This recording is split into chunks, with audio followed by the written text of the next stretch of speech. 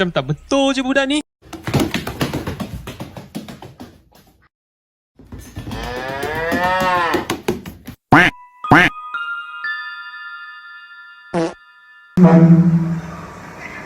Assalamualaikum warahmatullahi wabarakatuh. Waalaikumsalam warahmatullahi wabarakatuh. Sehat semua teman-teman? Sehat juga. Masuk semua hari ini? Enggak, Bu. Oke, ibu absen dulu ya. Amel, Hadir. Anifa, Hadir. Fahmi, Hadir. Minta, Hadir. Lia, Sakit, Ibu. Gita di mana? Kita izin. Untuk memulai pembelajaran hari ini kita berdoa dulu ya. Boleh minta tolong Gita dipimpin doanya? Sebelum memulai pelajaran pada siang hari ini, mari kita membaca doa menurut kepercayaan dan agama masing-masing. Berdoa mulai. Berdoa selesai. Terima kasih Gita.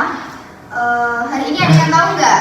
Minggu kemarin kan kita udah belajar inheritance nih. Hari ini kita belajar apa? Polimorfisme. Ada yang udah tahu polimorfisme itu apa? Belum, Ibu. Oke, kita masuk ke tujuan pembelajaran hari ini dulu ya. Tujuan pembelajaran hari ini setelah berdiskusi dan membaca serta mengamati isi dari gambar modul ajar, peserta didik diharapkan mampu memahami konsep polimorfisme. Yang kedua, peserta didik melakukan diskusi secara berkelompok dan diharapkan mampu mengimplementasikan konsep polimorfisme dalam sebuah proyek program komputer. Jadi nanti setelah Ibu terangkan, kalian akan dapat tugas ya. Tugasnya nanti Ibu jelaskan. Kita langsung ke materi.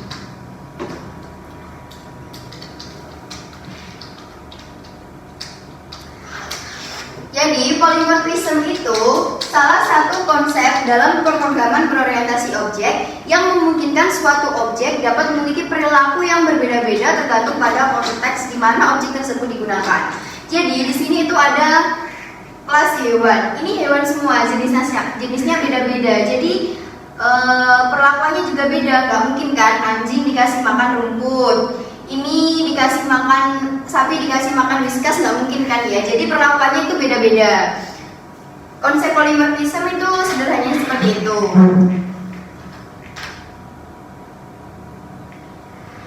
Selanjutnya, di polimorfisme itu ada dua, overriding method dan juga overloading method.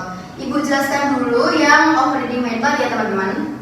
Overriding method adalah proses pendeklarasian ulang nama metode dari kelas utama ke kelas turunannya. Yang pertama, dapat memiliki pengenalan metode yang sama pada pengenalan metode pada superclass menggunakan overriding. Konstruktor tidak dapat digunakan pada overriding karena tidak bisa diturunkan pada subclass. Jadi di overriding itu kita nggak bisa menggunakan konstruktor. Yang ketiga, dapat memanggil overriding method di superclass menggunakan keyword super. Jika terdapat satu metode yang tidak bisa diturunkan, kemungkinan besar metode tersebut tidak bisa di overriding. Contohnya terdapat pada metode yang memiliki akses modifier privat. Nah, ini adalah contoh overriding method. Siapa yang mau jelasin di sini? Saya. Oke, Amel, silahkan dijelasin dulu sebisanya, nggak apa-apa. Setaunya. Boleh nggak di zoom, Ibu? Iya, bentar.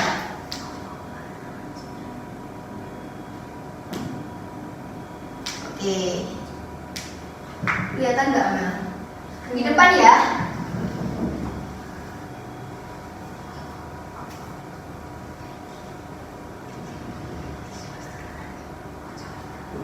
Jadi public class ini super classnya, Ya. lalu ini ada overridingnya ada public speak ini, lalu ada subclassnya cat extends modul 3. Cat extend modul 3 ini maksudnya kembali ke superclassnya, lalu ada kelas job 1 extend modul 3 sama seperti cat extend modul 3 ini sebagai subclassnya. Saja ini ada kelas mainnya yang di overriding. Oke, terima kasih Amel. Jadi Ibu mau nambahin aja yang dijelasin Amel tadi. Di sini kan ada super kelasnya nih. Terus ada overriding metodenya di sini string speak. Nah, di kelas main ini ada objek. modul 3 strip 2 P sama dengan new doc 1. Jadi ini tuh objeknya. Terus ini pemanggilannya. Itu ya teman-teman. Paham semuanya? Paham, Bu. Oke. Nah, kita masuk ke overloading method. Overloading method itu merupakan pendeklarasian beberapa metode yang berbeda dalam satu kelas menggunakan satu nama. Pembeda nama metode yang sama menggunakan jumlah parameter dan data parameternya. Kita masuk ke contohnya ya.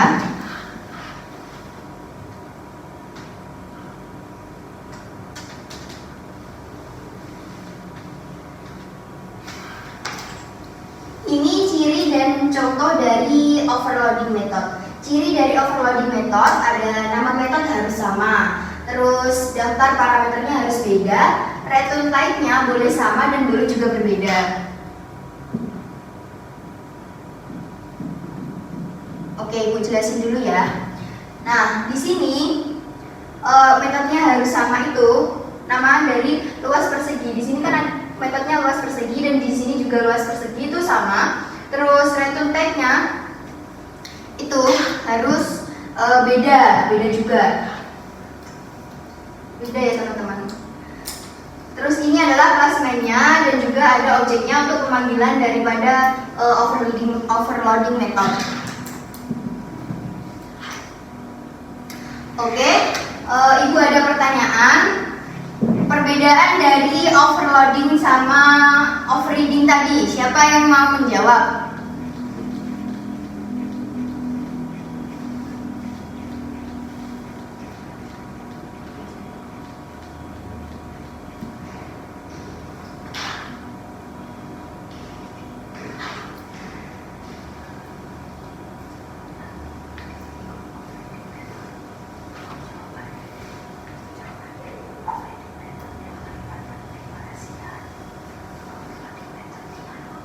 Gimana Mita mau menjawab? Perbedaannya yaitu overreading method yang melibatkan pendeklarasian ulang nama metode dari semua kelas utama ke kelas turunannya dengan memastikan kesamaan nama metode, return type, dan parameter serta menggunakan inheritance. Sedangkan overloading method di mana beberapa metode yang berbeda dalam satu kelas menggunakan satu nama dengan pembeda berubah jumlah dan tipe data parameter. Oke, terima kasih. Beri tepuk tangan buat Mita. Oke, seperti yang Ibu bilang tadi ya, kita akan masuk ke sesi tugas atau Ibu mau jelasin dulu juga kesimpulan dari polymorphism. Polymorphism itu konsep dalam pemegang merangkai objek di mana suatu objek dapat menampilkan perilaku yang berbeda tergantung pada konteks penggunaannya. Seperti singkatnya tadi dijelaskan ada kelas hewan, terus jenis hewannya beda-beda, jadi perlakuannya itu juga beda. Dan di polymorphism itu ada dua metode, overreading dan overloading. Jadi terserah kalian mau pakai yang mana, nyamannya yang mana, bisa diimplementasikan di program komputer nanti. Nah, kita masuk ke tugasnya. Tugasnya ini berkelompok dulu ya teman-teman. Jadi satu kelompok boleh 3 orang, boleh 2 orang. Mau Ibu pilih atau pilih sendiri? Pilih sendiri. Oke, pilih sendiri. Silahkan bergabung dengan kelompok yang udah dipilih sendiri. Lalu Ibu jelaskan step pengerjaan proyek tugasnya ya. Nah, untuk proyeknya kalian membuat sebuah sistem, dicatat ya teman-teman, sebuah sistem manajemen perpustakaan sederhana menggunakan Java dengan menerapkan konsep pemrograman berorientasi objek, terutama polymorphism yang udah Ibu jelaskan tadi dan sintak-sintaknya. Sistem ini harus mencakup beberapa kelas dan mempresentasikan buku, anggota perpustakaan, dan transaksi peminjaman. Mengerti ya teman-teman semua? Oke. Nah, untuk step pengerjaannya boleh konsul dulu ke Ibu sebelum final rancangan proyeknya. Terus proyeknya itu disusun laporan.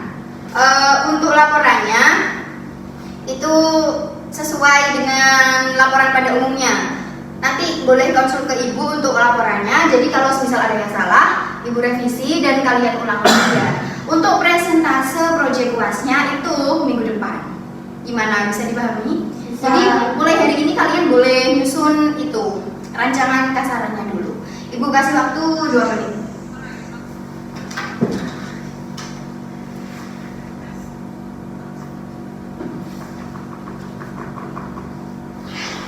Oke, silahkan konsul. Gimana Amel, proyeknya mau kayak gimana? Kami buat kayak gini Bu. Oh iya, ini polymer ditaruh sebelah sini aja biar bagus.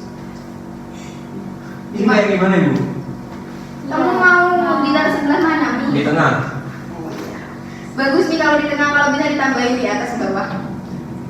Jadi Masih, Bu. penulisannya ada berapa banyak? Oh iya, tapi nanti untuk perlakuannya beda ya. Mau pakai overloading sama offloading itu dibedain. Oh iya, bagi. Oke. Kalau udah semua ya konsulnya, kita